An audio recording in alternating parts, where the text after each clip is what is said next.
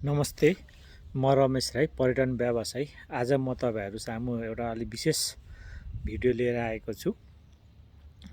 नेपालमा अहिले सबैभन्दा एउटा आतङ्कको रूपमा बाँदर आतङ्कलाई मानिराखेको छ। गाउँ गाउँमा बाँदरले अत्यन्तै धेरै दुःख दिएको भन्ने सुनिन्छ। र आज चाहिँ म बाँदरलाई कसरी नियन्त्रण गर्ने भन्ने विषयमा विशेष गरेर दुईवटा विषयहरू, एउटा चाहिँ नीतिगत विषय र एउटा चाहिँ व्यावहारिक विषयको बारेमा यहाँहरू सामु म आफ्नो धारणा राख्न गइरहेको छु। यो कुरा चाहिँ नीति निर्माता लगायत सम्बन्धित निकायमा नै पुगोस् भन्ने मेरो चाहना र भनाइ छ। विशेष गरेर बाँदर चाहिँ नेपालमा अहिले एउटा आतङ्कको रूपमा जताततै नै मानिआइएको छ। जुनसुकै गाउँमा नि बाँदरले दुःख दियो भन्ने सुनिन्छ र गाउँको बाँदरकै कारणले गाउँ छोडेर बसाइ सर्नु परेको भन्ने पनि सुनिन्छ। त्यसो हुँदै गर्दाखेरि अब म चाहिँ तपाईँहरूलाई विशेष गरेर के भन्न चाहन्छु भने बाँदरलाई हामीले चाहिँ कहिले पनि एउटा यसलाई समस्याको रूपमा नलिउँ, यसलाई चाहिँ एउटा समाधानको रूपमा हाम्रो आम्दानीको स्रोतको रूपमा लिउँ भन्ने म यहाँलाई भन्न चाहन्छु।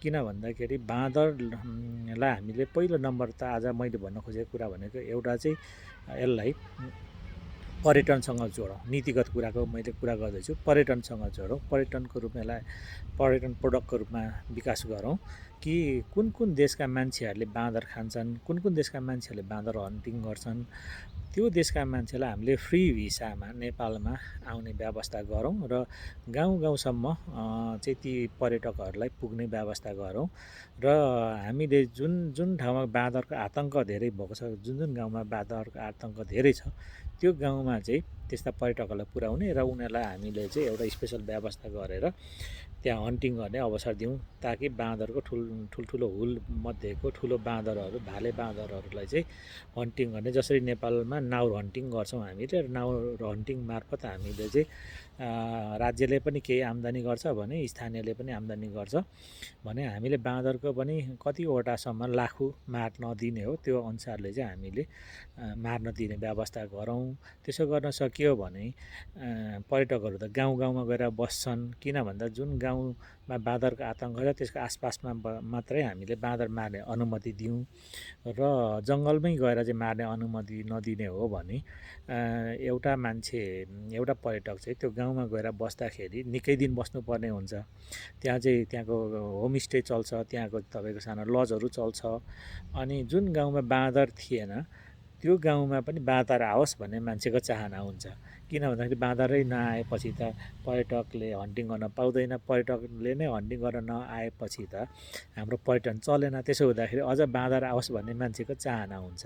त्यसो हुँदाखेरि त्यो एउटा बाँदर मार्नको निमित्त हामीले नीतिगत व्यवस्था गर्न सकियो भने विश्वभरिका थुप्रै सिकारीहरूलाई चाहिँ हामीले हन्टिङको लागि नेपालमा ल्याउन सक्छौँ र यसले चाहिँ हाम्रो दूरदराजको गाउँसम्म पनि हाम्रो पर्यटन चल्छ भन्ने मेरो एउटा बुझाइ हो। त्यसको लागि हामीले नीतिगत व्यवस्था गर्नुपर्छ।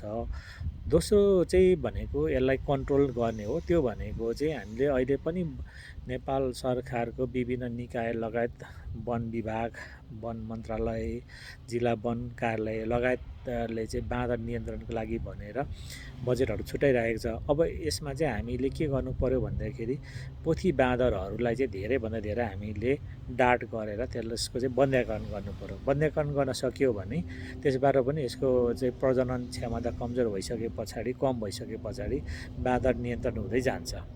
यो चाहिँ यसलाई कन्ट्रोल गर्ने विधि। अर्को चाहिँ हामीले बायो फेन्सिङ गर्ने विधि अपनाउनुपर्छ। बायो फेन्सिङ भनेको चाहिँ अहिले हाम्रो गाउँ गाउँमा जति पनि बाँदरको आतङ्क भइरहेछ त्यहाँ घर घरमा त्यो समस्या आइरहेको छ। किन भन्दाखेरि गाउँमा मान्छे एकदमै कम छन्, रित्तो भइसकेको छ गाउँ। त्यसो हुँदाखेरि गाउँमा चाहिँ बाँदरहरूको सङ्ख्या धेरै बढेको छ र मान्छेसँग अत्यन्तै कम छ र घरको वरिपरि नै धेरै रुखहरू, बाँसहरू लगायत थुप्रै वनस्पतिहरू प्रशस्त मात्रामा चाहिँ त्यहाँनेरि बढेको हुनाले, ठुल्ठुलो भएको हुनाले बाँदर घरसम्म सजिलै आइपुग्ने अवस्था भएको हुनाले त्यो घर आसपासका थुप्रै रुखहरू, त्यस्ता रुखहरू छन्, वनस्पतिहरू छन्, त्यसलाई चाहिँ काट्नु पर्यो, त्यसलाई सफा गर्नु पर्यो, झाडी सफा गर्नु पर्यो र आगोहरू, हिउँदमा आगोहरू लगाएर ती चिजहरूलाई चाहिँ हामीले सफा झाडी बनाउनु पर्यो र त्यसको ठाउँमा चाहिँ बायो फेन्सिङ गर्दै गर्दा चाहिँ हामीले हात्तीबार अथवा कसैले केतुके पनि भन्छ, यो हात्तीबार एउटा प्रजाति काँडा उम्रिने चुचो चुचो भएको र धारिलो चाहिँ दाँत भएको, पातमा भएको त्यस्तो खालको वनस्पति हुन्छ। यसको चाहिँ अत्यन्तै धेरै रेसा पनि हुन्छ, कुहाएर यसले हामीले चाहिँ पछि गएर कपडा पनि बनाउन मिल्छ, डोरी बनाउन मिल्छ, एकदमै महँगोमा पनि बेच्न सकिन्छ। र यो गाउँघरमा पहिला पनि प्रचलनमा थियो। यसले चाहिँ हात्तीलाई समेत बार्न सक्छ, हात्ती समेत छिर्न सक्दैन भन्ने मान्यता राखिन्छ भने यसले चाहिँ वरिपरि हाम्रो खेतीपाती लगाइने आसपासको वरिपरिको भागलाई चाहिँ घेर्ने गरी हात्तीबारलाई वरिपरि हामीले चाहिँ रोप्ने। यो रोप्ने बित्तिकै बाँदर त्यसबाट क्रस गरेर आउन सक्दैन एउटा। दोस्रो कुरा भनेको चाहिँ त्यसको अर्को लेयरमा हामीले बाँदरलाई मन नपर्ने र बाँदरलाई घोच्ने काट्ने खालको सिरु प्रजातिको वनस्पति भनेको लेमन ग्रास। यो पनि हाम्रो लेमन ग्रास पनि केजीकै हिसाबले सुकाएर बेच्दाखेरि बिक्री गर्न सकिन्छ। त्यसो गर्दाखेरि लेमन ग्रास अर्को लगाउने। त्यसो गरियो भने हात्तीबाट लेमन ग्रासबाट बाँदरले गर्ने क्षतिभन्दा नि बढी हामी फाइदा लिन सक्छौँ। र यो यसरी हामीले बायो फेन्सिङ गऱ्यौँ भने यो बायो फेन्सिङबाट पनि प्रशस्त मात्रामा हामीले आम्दानी गर्न सक्छौँ भने बाली नाली पनि जोगाउन सक्छौँ, बाँदरलाई पनि आफ्नो बारीसम्म आउनबाट रोक्न सक्छौँ। अर्को चाहिँ चौथो नम्बरमा चाहिँ के छ भन्दाखेरि हामीले अल्टरनेटिभ बालीहरू लगाउनु पर्यो। जस्तो हाम्रो बारीमा बाँदरले सबभन्दा धेरै दुःख दिने मकै खाइदिन्छ भने अरू पनि वनस्पति खान्छ। त्यसले गर्दाखेरि हामीले त्यसको सट्टामा बरु बाँदरले नखाने बेसार, अदुवा जस्ता वनस्पति मतलब बाली नालीहरू नगदे बाली नै हुन्, ती बालीहरू लगाउँ, अल्टरनेटिभ बाली लगाउँ, वैकल्पिक बाली लगाउँ र मकैको सट्टामा गर्ने आम्दानी त्यसबाट हामी गर्न सक्छौँ। र निश्चित भूभागमा निश्चित बारीमा चाहिँ आफ्नो बारीमा चाहिँ फेरि मकै पनि लाउन सकिन्छ भने अरू भागमा चाहिँ हामीले त्यस्तै अदुवा, बेसार लगायतका वनस्पति बालीहरू लगायौँ भने त्यसबाट नि हामीले प्रचुर मात्रामा आम्दानी लिन सकिन्छ, धेरै मेहनत पनि गर्नु पर्दैन। र अर्को भनेको चाहिँ चौथो विधि त्यो अल्टरनेटिभ बाली भने पाँचौँ विधि भनेको चाहिँ हामीले अहिले पनि खर्च गरिरहेछ नेपाल सरकारले, स्थानीय सरकारहरूले, वन विभागले, वन मन्त्रालयले कि हरेक वर्ष वृक्षारोपणहरू गरिरहेको छ।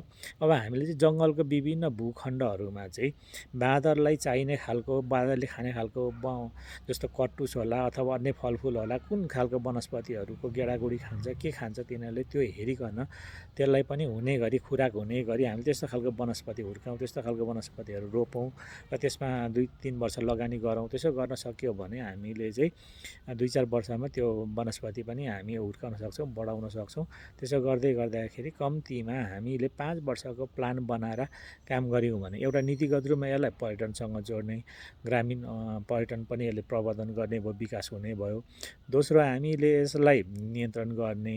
अर्को तेस्रो भनेको बायो फेन्सिङ गर्ने, यसबाट नि हामी आम्दानी गर्न सक्ने भयो। चौथो भनेको वैकल्पिक बाली लाउने, त्यसबाट नि हामी आम्दानी गर्न सक्ने भयो। पाँचौँ भनेको चाहिँ वनमा नै बाँदरलाई रोक्ने, वनमा नै त्यसलाई खानेकुराहरू पुग्ने गरी चाहिँ वनस्पतिहरू रोप्ने। त्यसो गर्न सकियो भने चाहिँ 5 वर्षभित्रमा नेपालमा हामीले बाँदरको समस्या चाहिँ हामी कन्ट्रोल गर्न सक्छौँ।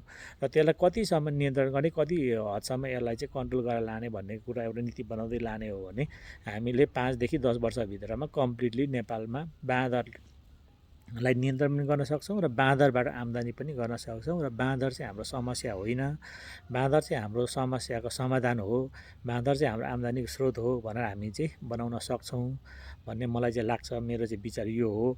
र यो विषयमा चाहिँ नीतिगत रूपमा सुरुमा व्यवस्था गर्दै गर्दा बाँदरलाई चाहिँ एउटा नेपाल सरकारले पहिलो नम्बर चाहिँ अहिले तत्काल चाहिँ हानिकारक जीवको रूपमा यसलाई सूचीकरण गर्नुपर्छ र नियन्त्रण गर्न सुरु गर्नुपर्छ।